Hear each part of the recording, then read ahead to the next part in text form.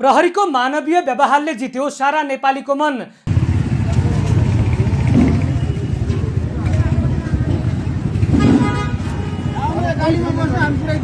नाम्लोमा gas cylinder बोकेर घर जाँदै गरेकी वृद्ध आमालाई सहयोग गरेको भिडियोले मच्चायो तहल्का। खासमा भाइरल भएको 26 सेकेन्डको भिडियोमा के छ?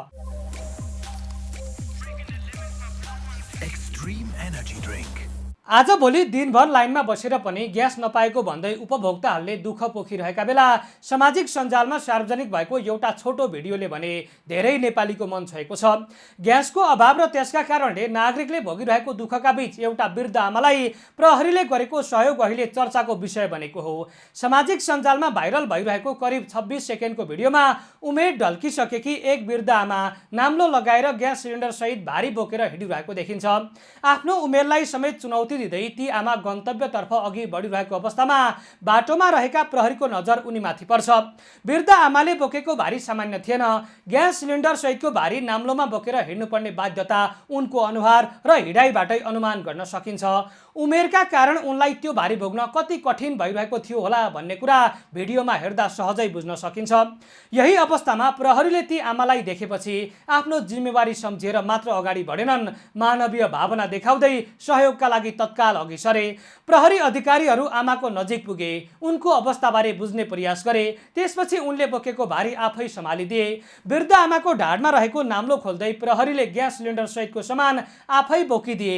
अझ महत्त्वपूर्ण कुरा, प्रहरीले आमालाई हिँडेर घर जानुपर्ने अवस्था नहोस् भनेर आफ्नै गाडीमा राखेर घरसम्म पुर्याउने प्रस्ताव समेत गरे। गाडीमा बस्नुहोस्, हामी घरसम्म पुर्याउँछौँ भन्ने प्रहरीको व्यवहारले नै अहिले धेरैको मन छोएको छ। किनभने प्रहरीको काम केवल सडकमा गस्ती गर्नु, अपराध नियन्त्रण गर्नु वा कानुन कार्यान्वयन गर्नु मात्र होइन। प्रहरी नागरिकको सुरक्षाका लागि खटिएको संस्था हो। नागरिक अप्ठ्यारोमा पर्दा उसको अवस्था बुझेर सहयोग गर्नु पनि प्रहरीको महत्त्वपूर्ण दायित्व हो, अझ भनौँ जिम्मेवारी हो। यही कुरालाई यो छोटो भिडियोले व्यवहारमै देखाइदिएको छ। सामाजिक सञ्जालमा यो भिडियो सार्वजनिक भएपछि धेरै प्रयोगकर्ताले प्रहरीको खुलेरै प्रशंसा गरेका छन्। सामान्यतया प्रहरीको चर्चा हुँदा कानुन, सुरक्षा कारबाही र अपराध नियन्त्रणका विषयहरू अगाडि आउँछन्, तर यसपटक भने प्रहरीको वर्दीभित्र रहेको मानवीय पक्षको चर्चा भइरहेको छ। एक वृद्ध आमाले ग्यास सिलिन्डर बोकेर हिँडिरहेको देख्दा प्रहरी अधिकारीहरूले व्यवस्था गर्न सक्थे। उनीहरू सरासर आफ्नो बाटो लाग्न पनि सक्थे, तर उनीहरूले त्यसो गरेनन्। केही क्षण रोकिए, आमाको अवस्था बुझेर सहयोगका लागि हात बढाए। यही सानो व्यवहार अहिले ठूलो प्रशंसाको कारण बनेको छ। यो घटनाले एउटा महत्त्वपूर्ण कुरा पनि सम्झाएको छ। सेवा गर्न सधैँ ठूलो अभियान चलाउनै पर्दैन। कहिलेकाहीँ बाटोमा भेटिएको अप्ठ्यारोमा परेको मानिसलाई केही मिनेट सहयोग गर्नु पनि ठूलो मानवता बन्न सक्छ।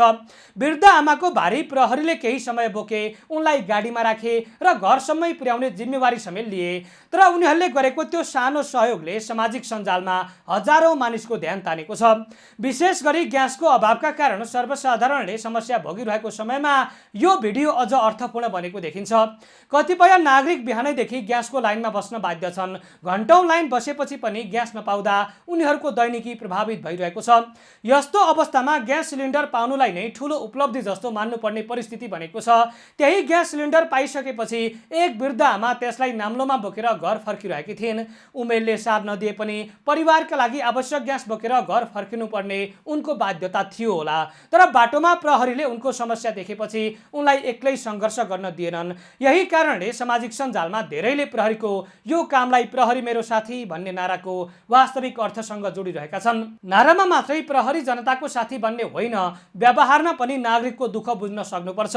यो भिडियोमा देखिएको प्रहरीको व्यवहारले त्यही भावना झल्काएको धेरैको बुझाइ छ। प्रसाद साउनले प्रहरीको मानवीय व्यवहारको प्रशंसा गर्दै जनताको सेवा भाषण र आश्वासनबाट नभई व्यवहारमा देखिनुपर्ने बताएका छन्। उनको प्रतिक्रियाले प्रहरीको यो कामलाई वास्तविक जनसेवाको उदाहरणका रूपमा हेरिएको छ। त्यसै अपुग पौडेलले ग्यास सिलिन्डर सहित भारी बोकेर हिँडिरहेकी वृद्ध आमालाई सहयोग गर्ने प्रहरीप्रति सम्मान व्यक्त गरेका छन्। वर्दी लगाएको व्यक्तिले कानुन कार्यान्वयनसँगै मानवीय जिम्मेवारी पनि पूरा गरेको भन्दै उनले प्रहरीलाई हृदयदेखि नै सलाम गरेका छन्। नवीन ओलीले पनि प्रहरीको यस्तो व्यवहार देख्दा गर्व लागेको प्रतिक्रिया दिएका छन्।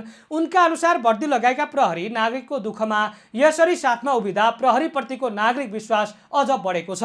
त्यसैगरी निराजन शाह नाम गरेका एक सामाजिक सञ्जाल प्रयोगकर्ताले यो घटनालाई प्रहरी मेरो साथी भन्ने अवधारणाको वास्तविक उदाहरणका रूपमा लिएका छन्।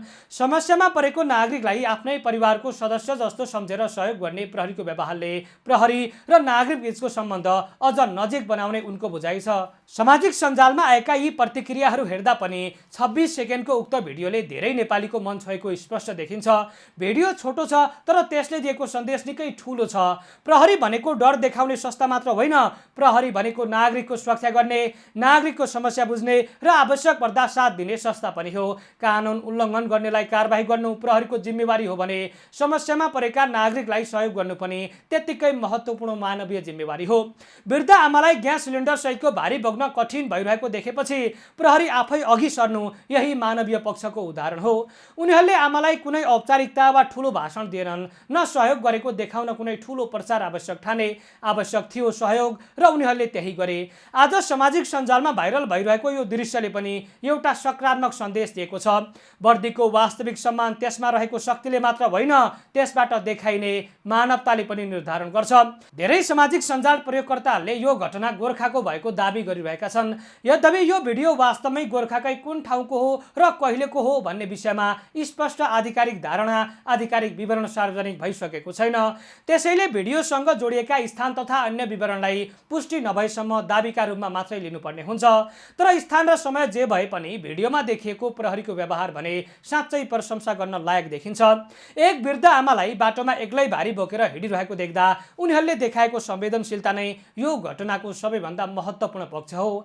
आज देशमा प्रहरीप्रति विभिन्न किसिमका धारणा र बहस भइरहेका छन्। कतिपयले प्रहरी संगठनको आलोचना पनि गरिरहेका छन्। कतिपय घटनामा प्रहरीको निकै आलोचना हुन्छ र भइरहेको पनि छ। तर जहाँ प्रहरी राम्रो काम गर्छ त्यहाँ त्यसको खुलेरै प्रशंसा गर्नु पनि हरेक नागरिकको जिम्मेवारी हो। राम्रो कामलाई प्रोत्साहन गर्दा प्रहरीमा पनि नागरिकप्रतिको सेवाभाव अझ बलियो बन्न सक्छ। त्यसैले यो 26 सेकेन्डको भिडियो केवल एउटा वृद्ध आमालाई गाडीमा चढाएर घर पुर्याउने दृश्य मात्र होइन, यो प्रहरी र नागरिक बीच हुनुपर्ने सम्बन्धको एउटा सुन्दर उदाहरण हो। नागरिक समस्यामा पर्दा प्रहरी टाढाबाट हेरेर बस्ने होइन, सकेसम्म नजिक पुगेर सहयोग गर्ने हो भन्ने सन्देश यसले दिन खोजेको छ। नाम्लोमा ग्यास सिलिन्डर बोकेर घर फर्किरहेकी ती वृद्ध आमाका लागि प्रहरीको सहयोग केही मिनेटको हुन सक्छ, तर त्यो सहयोगले उनको यात्रा सहज बनायो। त्यसभन्दा पनि ठूलो कुरा, त्यो व्यवहारले सामाजिक सञ्जाल मार्फत हजारौं मानिसलाई मानवताको एउटा सुन्दर उदाहरण देखाएको छ। अन्ततः प्रहरीको वास्तविक शक्ति केवल हातमा भएको कानुनमा हुँदैन, नागरिकको दुःख बुझ्ने हृदयमा पनि हुन्छ। वर्दीभित्रको यही मानवीय भावना जब व्यवहारमा देखिन्छ त्यति बेला प्रहरी मेरो साथी भन्ने स्पष्ट नारामा सीमित रहँदैन, वास्तविकतामै परिणत हुन्छ। वृद्ध आमालाई सहयोग गर्ने ती प्रहरी अधिकारीहरूले देखाएको यो व्यवहार साँच्चै नै प्रशंसा गर्न लायक छ। आफ्नो कर्तव्य पूरा गर्दै गर्दा बाटोमा भेटिएकी एक आमाको पीडा बुझेर सहयोगका लागि अघि बढ्नुले प्रहरी सेवाको मानवीय पक्षलाई उजागर गरेको छ।